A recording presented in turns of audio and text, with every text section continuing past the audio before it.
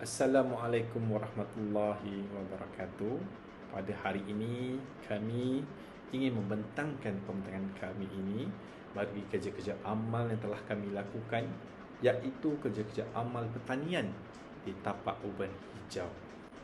Sebelum kami meneruskan pembentangkan kami ini, ingin saya perkenalkan anggota kumpulan kami yang terdiri daripada 3 ahli, iaitu saya sendiri, Muhammad Syahrul Syafi'i bin Muhammad Noor, dan yang kedua adalah Muhammad Afnan bin Muhammad Amran, dan yang terakhir sekali adalah Muhammad Rizwan Al-Hafiz bin Ghani.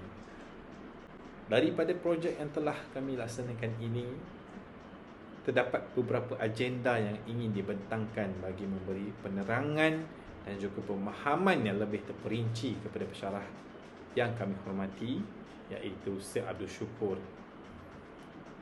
Antara agenda yang akan dibentangkan adalah yang pertama matlamat, yang kedua objektif, yang ketiga latar belakang kajian, yang keempat susur alur kerja, yang kelima kepentingan bagi menjaga alam sekitar, dan akhir sekali yang keenam adalah kesimpulan daripada hasil dapatan projek kami ini.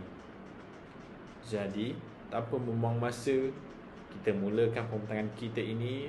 Okey, saya teruskan dengan matlamat program ini.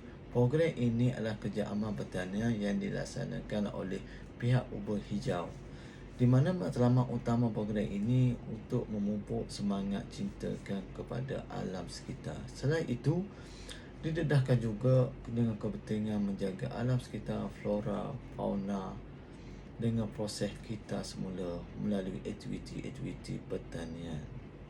Okey, seterusnya, untuk program ini menggariskan 3 objektif utama, iaitu menyemai perasaan kasih sayang terhadap alam sekitar, di mana dengan melaksanakan program pertanian ini juga dapat menerapkan nilai-nilai murni dan kasih sayang masyarakat untuk lebih bertanggungjawab terhadap alam sekitar. Ini adalah objektif utama yang kita ingin melihat kesemua pelbagaian masyarakat untuk sama-sama menjaga alam sekitar di atas muka bumi ini, seperti tidak menggunakan bahan kimia dalam proses pertanian yang boleh menyebabkan kerosakan ekosistem. Kedua, menerap nilai bertanggungjawab, nilai rasional, nilai kerajinan, nilai saling membantu dan bekerjasama. Dalam program ini juga, sikap bertanggungjawab rasional untuk sama-sama menjaga alam sekitar dapat diterapkan, manakala kerajinan saling membantu serta bekerjasama dapat mencapai objektif program ini. Ketiga, memupuk semangat perpaduan. Program ini memberi semangat perpaduan untuk sama-sama memelihara dan pemeliharaan alam sekitar yang menjadi tanggungjawab kita bersama. Assalamualaikum warahmatullahi wabarakatuh. Saya Muhammad Afnan bin Muhammad Amran. Seterusnya, penerangan mengenai pemilihan tempat dan masa. Setelah berbincang bersama dengan ahli kumpulan yang lain, kami telah bersetuju untuk memilih Urban Hijau di Taman Tun Dr. Ismail Kuala Lumpur sebagai lokasi untuk kami menjayakan program ini. Kami telah berbincang dengan pihak pengurusan Urban Hijau dan memilih hari Jumaat iaitu 24 November 2023 bermula jam 9 pagi sehingga 12.30 hari untuk kami menjayakan program kerja amal kami ini. Sedikit penerangan mengenai lokasi kerja amal kami ini iaitu Urban Hijau. Urban Hijau adalah lebih daripada sebuah taman. Urban Hijau adalah satu contoh pertanian lestari organik yang hidup dan bernafas. Ianya terletak betul-betul di tengah-tengah bandar. Urban Hijau ialah perusahaan sosial mampan yang dirancang menggunakan permaculture sebagai satu cara untuk menyatu padukan manusia, menjana keuntungan dan memelihara planet ini secara serentak. Urban Hijau adalah tempat untuk menghasilkan makanan yang sihat yang ditanam secara semula jadi dan melatih orang ramai untuk melakukan perkara yang sama. Mendidik melalui contoh praktikal yang memperkasakan komuniti untuk menjana sisa mereka sendiri dan membantu mewujudkan ladang bandar yang mampan dalam kawasan kejiranan mereka sendiri. Kunci kepada kemampanan ialah ekonomi perkeliling yang mantap, biodiversity dan integrasi mampan. Urban Hijau ialah sebuah ladang bandar menunjukkan potensi permaculture dalam bandar di Malaysia. Setiap tahun meningkatkan kesedaran tentang makanan sihat yang mampan di peringkat tempatan maupun antarabangsa. Sedikit sebanyak tentang perjalanan program kami ini. Seawal jam 8.30 pagi, kami telah berkumpul di hadapan kawasan urban hijau dan kemudian kami telah disambut oleh pihak pengurusan urban hijau yang diketuai oleh Encik Muhammad Irfan. Dan seterusnya, beliau telah memberikan kami penerangan dan lawatan di sekeliling kawasan urban hijau. Seterusnya, penerangan mengenai aktiviti yang akan dilakukan dan pembahagian tugas supaya aktiviti ini dapat dilaksanakan dengan jayanya. Seterusnya, aktiviti terbahagi kepada dua, iaitu menanam pokok secara konvensional dan menanam pokok secara moden. Kerja menanam pokok ini dibimbing oleh seorang penyelia yang telah ditugaskan untuk membantu kami sepanjang program ini. Selain itu, terdapat juga kerja-kerja gotong royong bagi membersihkan kawasan urban hijau. Kerja amal ini mengambil masa lebih kurang 2 jam. Pada jam 12 tengah hari, aktiviti ini ditamatkan dan kami mengucapkan ribuan terima kasih kepada pihak urban hijau kerana sudi menerima kunjungan kami dan begitu juga dengan pihak pengurusan urban hijau sendiri. Bagi perancangan ataupun susun alur kerja sepanjang projek ini dijalankan, terdapat 4 peringkat kerja yang telah dilaksanakan bagi menyempurnakan projek ini. Walau bagaimanapun, projek ini kami laksanakan bersama-sama dengan sahabat kita yang lain kumpulannya. Gerak-geri kerja ini telah dibahagikan kepada 2 bahagian bagi mendapatkan hasil pengasingan kerja yang lebih adil dan juga saksama bagi setiap kumpulan. Yang akan dibentangkan oleh kumpulan kami adalah bagi gerak-geri kerja yang telah dilaksanakan, antaranya adalah kerja-kerja pengasihan tanah kompos dan juga kerja-kerja penanaman pokok ataupun sayuran di dalam pasu jenis hidroponik. Walau bagaimanapun, bagi penerangan yang lebih terperinci untuk kerja-kerja yang disebutkan sebentar tadi akan dibentangkan oleh saudara kita Muhammad Rizwan Al-Hafiz sebentar lagi. Sebelum kita teruskan penerangan yang lebih terperinci, ingin juga saya terangkan secara ringkas proses kerja yang akan dilaksanakan ini. Dengan merujuk slide dari penerangan kami ini, proses pertanian ini akan dimulai dari proses pengumpulan tanah kompos.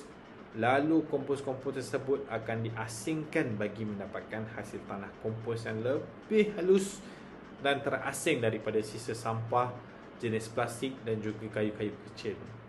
Seterusnya, akan melalui proses membersihkan tanah liat jenis hidropon untuk digunakan sebagai medium tanaman jenis hidroponik ini. Akhir sekali barulah kita akan melaksanakan kerja-kerja penanaman pokok ataupun sayur-sayuran yang kita nak di dalam pasu kecil yang jenis hidroponik ini yang telah disediakan oleh pihak penganjur kita. Itulah sedikit sebanyak penerangan yang ringkas dapat saya sampaikan. Jadi ini yang kita teruskan kepada saudara Rizwan kita untuk penerangan lebih terperinci. Untuk peserta program kerja amal ini melibatkan seramai 11 orang yang terdiri daripada pelajar-pelajar UiTM untuk sama-sama membantu melaksanakan kerja amal ini. Untuk taklimat program ini telah disampaikan oleh pihak Ubur Hijau iaitu Encik Irfan Muhammad kepada peserta-peserta bagi menerangkan perjalanan aktiviti yang akan dilaksanakan sepanjang program kerja amal ini dan juga perkongsian aktiviti-aktiviti yang telah dijalankan di Ubur Hijau tersebut. Antara penerangan yang disampaikan oleh Encik Irfan iaitu kepentingan penjagaan alam sekitar melalui aktiviti-aktiviti pertanian. Dengan menggunakan bahan kita semula dapat membantu mengurangkan penggunaan bahan kimia dalam aktiviti pertanian seperti menghasilkan baja tanah kompos. Saya itu juga dengan tidak langsung dapat mendidik komuniti-komuniti bandar untuk menjaga sisa-sisa mereka sendiri dan membantu mewujudkan ladang bandar yang mampan dalam kawasan kejiranan mereka sendiri. Untuk pengasingan barang asing dari tanah kompos, ini antara aktiviti yang kami laksanakan sepanjang program iaitu mengasingkan serta menapis kompos yang telah dikumpulkan dan benda asing seperti kayu-kayu kecil dan sampah plastik untuk menjadi kompos kokopi. Sebelum proses ini dilaksanakan, proses pengawetan perlu dilaksanakan dalam tempoh yang ditetapkan. Kita tidak boleh mengambilkan bahan ini terus menjadikan bahan untuk pertanian. Dia perlu ada tempoh yang ditetapkan. Untuk malu-malu bahan yang digunakan adalah 1% daripada bahan kita semula.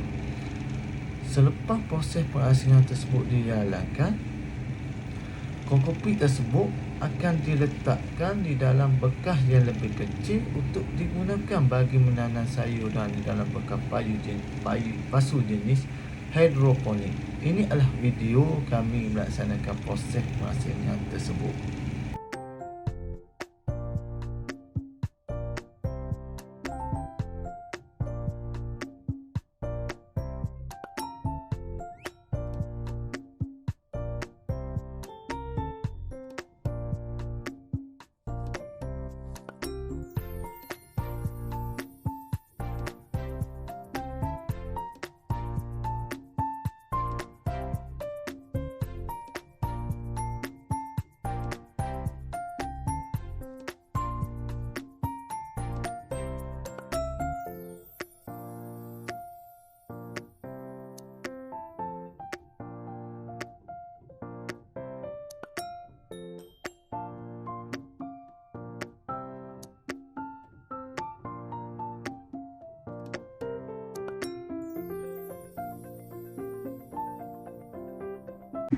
Untuk proses seterusnya, kami diberi tugas untuk menanam benih sayur-sayuran.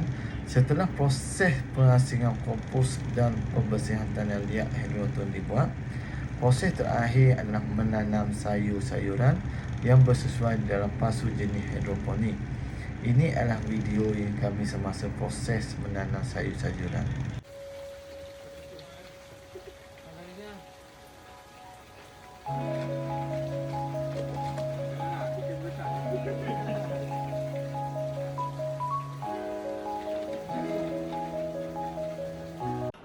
Apakah kepentingan bagi menjaga alam sekitar? Okey, di sini saya terangkan 4 kepentingan bagi menjaga alam sekitar. Yang pertama adalah menjaga ekosistem.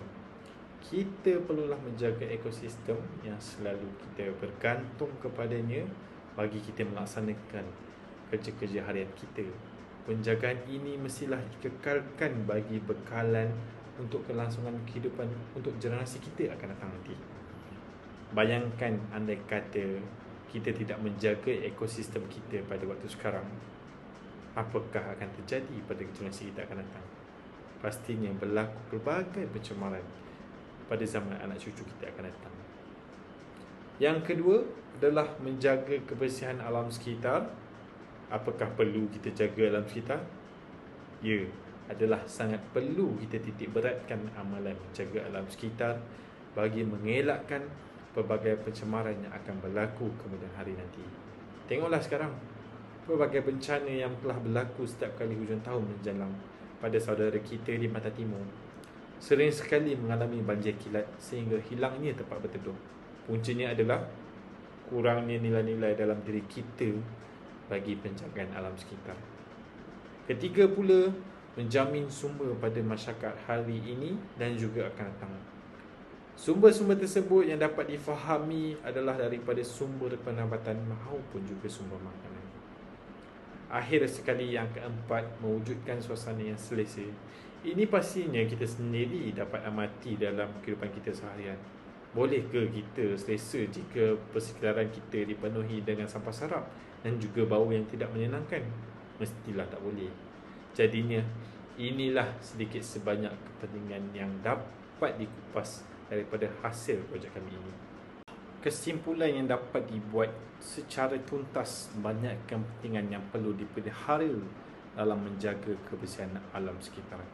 Cuba kita fikirkan, adakah kita mampu untuk hidup tanpa alam sekitar seperti pokok, sungai dan lautan?